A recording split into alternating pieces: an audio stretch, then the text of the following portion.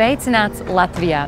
Šajā video apskatīsim dažus nozīmīgus faktus par Latviju, tās vēsturi, reģionālo sadalījumu, nozīmīgākās tradīcijas un sadzīvē noderīgu informāciju.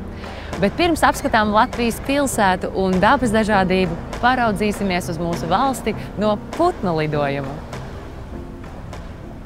Latvija ir viena no Baltijas valstīm, tā sauc arī Lietuvu un Igauniju. Šīs trīs māsas atrodas Baltijas jūras krastā. Latvija robežojas arī ar Baltkrievijas un Krievijas teritorijām. Latvija ir aptuveni 64,5 tūkstoši kvadrātkilometru liela un pašlaik to apdzīvo aptuveni 1,9 miljonu cilvēku. Mēs esam arī no valstīm, kurās var izbaudīt 4 gada laikus. Vasarā termometra stabiņš var uzkāpt līdz pat 30 grādu atzīmei, savukārt ziemā var noslīdēt līdz pat -25 grādiem pēc Celsija. Latvijas oficiālā valsts valoda ir latviešu valoda, kurā šobrīd runāju arī es. Sveiks, kā tev iet? Labas rytas, Māra, šiandien puiki diena, gerai atrodo. Un šī ir lietuviešu valoda. Tā kopā ar latviešu valodu ir viena no senākajām pasaulē. Latviešu valodu par dzimto sauc vairāk nekā 1,5 miljonus cilvēku. Mūsu sarkanbaltais karogs pirmoreiz vēstures avotos ir minēts jau 13. gadsimtā. Kā redzi, esam ar bagātu vēstures mantojumu. Ikdienā bieži vien lietojam arī vēsturisko sadalījumu novados. Vidzeme ir Latvijas centrālais un lielākais novads, kur atrodas arī Rīga. Valsts dienvidos atrodas ar lauksaimniecības tradīcijām bagātā Zemgale.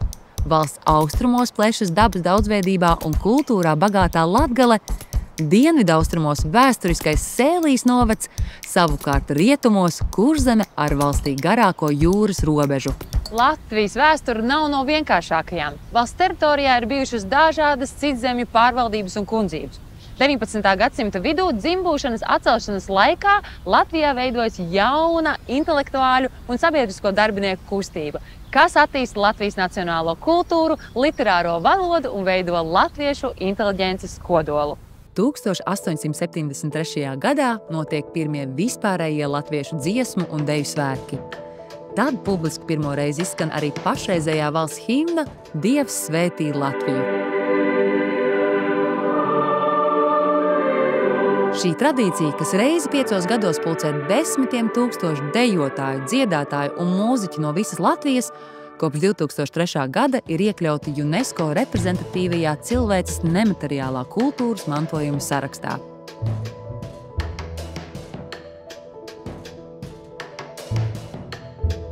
1918. gadā pēc Pirmā pasaules kara beigām 18. novembrī tiek pasludināta Latvijas republika un tiek veidota Latvijas valsts. Par Latvijas brīvvalsts simbolu un valsts vienotības, neatkarības un spēka simbolu kalpo 1935. gadā uzceltais brīvības piemineklis, kas joprojām rotā pilsētas centru.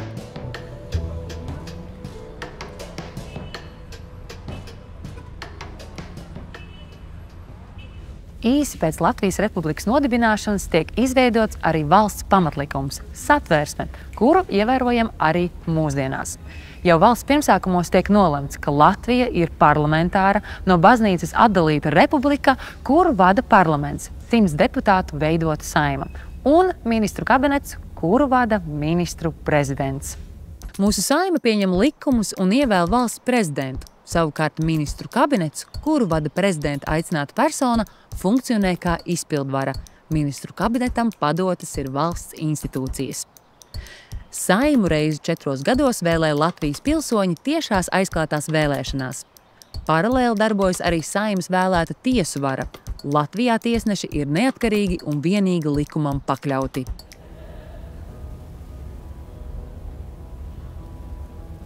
Bet mazliet atgriezīsimies atpakaļ pagātnē.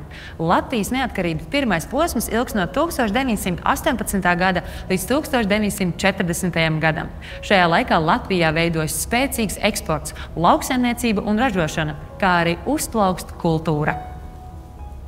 Neatkarīgas Latvijas attīstību 1940. gadā pārtrauc padomju varas okupācija un valsts aneksija. Padomju okupācijas laikā norisinās arī viena no mūsu tautas lielākajām traģēdijām. Okupācijas varē nevēlamo personu masveida aresti, nopratināšanas un izsūtīšanas. 1949. gada 25. martā notika plašākā izsūtīšanas operācija Baltijas valstīs. Arī mūsdienās mēs šajā datumā atceramies komunistiskā genocīda upurus. 1989. gada 23. augustā norisinās viena no iespaidīgākajām politiskajām demonstrācijām Latvijas vēsturē. Akcijā Baltijas ceļš Latvijas, Lietuvas un Igaunijas iedzīvotājus savieno rokas, izveidojot apmēram 670 km garu dzīvo ķēdi, lai norādītu pasaulē uz savu vēlmi būt par noteicējiem pašiem savās valstīs. Vai vari iztēloties šī brīža vienotību?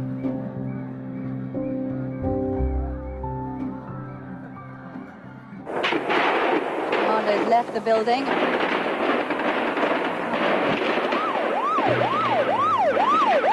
1991. gada janvārī PSRS sabrukuma priekšvakarā cilvēki no visas valsts dodas uz Rīgu, lai stāvētu barikādēs un aizstāvētu valsts nozīmīgākās ēkas no PSRS armijas draudiem. –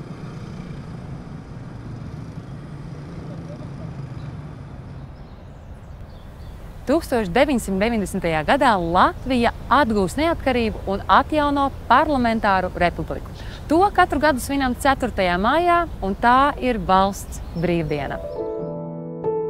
Kopš 2004. gada Latvija ir viena no Eiropas Savienības dalībvalstīm, kā arī NATO dalībvalsts. Your country has taken a step that will go down in the history books, because you are now full, equal and, of course, proud members of the Atlantic Alliance. Tas ir viens no svarīgākajiem atjaunotās Latvijas ārpolitikas sasniegumiem, kas sniedz drošības garantijas. Kopš 2014. gada norēķinos izmantojam eiro, kas ir mūsu valsts oficiālā valūta.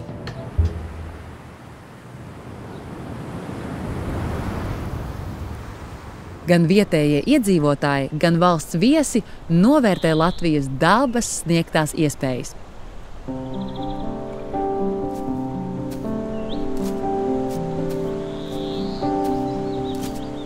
Plašos mežus un piejūru,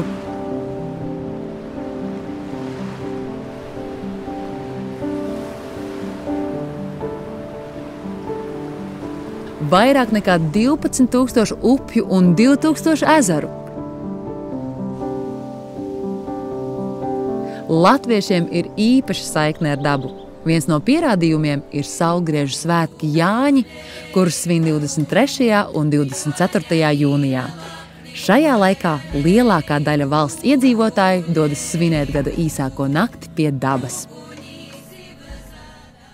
Mūsu dabas ainavas ir ierakstīts arī Latvijas kultūras kanonā. Tas ir mūsu valsts izcilāko un ievērojamāko mākslas darbu un kultūras vērtību kopums. Noteikti uzmeklē to, un tu ieraudzīs Latviju pavisam citā līmenī. Latvijā ir 10 republikas nozīmes pilsētas – Rīga, Daugavpils, Jelgava, Jūrmala, Jēkabpils, Liepāja, Ogre, Rēzekne, Valmiera un Ventspils. No tām 3 lielākās ir Rīga, Daugavpils un Liepāja. Sāksim ar valsts 3. lielāko pilsētu Liepāju. Šo nevelti sauc par vēju un jūras pilsētu. Liepāja ir slavena ar savu vēsturisko centru, koncertzāli Lielais dzintars un skaisto piekrasti. 2027. gadā Liepāja kļūs par visas Eiropas kultūras galvaspilsētu. Nu esam nonākuši pie Latvijas 2. lielākās pilsētas – Daugavpils. Te dzīvo gandrīz 90,000 cilvēku, un pilsētu ir iecienījuši gan turisti, kas apskata daudzveidīgo vēsturisko mantojumu un dievnamus, gan kultūras entuziasti, kas novērtē teātri vai vēlas apmeklēt pasaulslavenā mākslinieka Marka Rotko centru, kurš starp citu ir dzīvis tieši Daugavpilī. Un nu mēs esam atpakaļ Rīgā, mūsu valsts lielākās upes Daugavas krastā. Tā sadala Rīgu 2 daļās. Galvaspilsētu par savām mājām sauc aptuveni 1/3 no visiem Latvijas iedzīvotājiem. Rīga sastāv no 58 dažādām apkaimēm, kas katra ir ar savu vēsturi, noskaņu un šarmu. Te atrodas pludmales un zaļi parki, koka arhitektūras pērles un debesskrāpji, muzeji, teātri un sporta arēnas. Latvijā kopā sadzīvo dažādu tautību, reliģisko pārliecību un dzīves gājumu cilvēki. Mēs vienojamies kultūras norisēs un kopīgi atbalstām savu sportistu panākumus pasaules arēnā, it īpaši hokejā un basketbolā. Vai zināji, ka 2023. gadā izcīnījām bronzas medaļu pasaules hokeja čempionātā?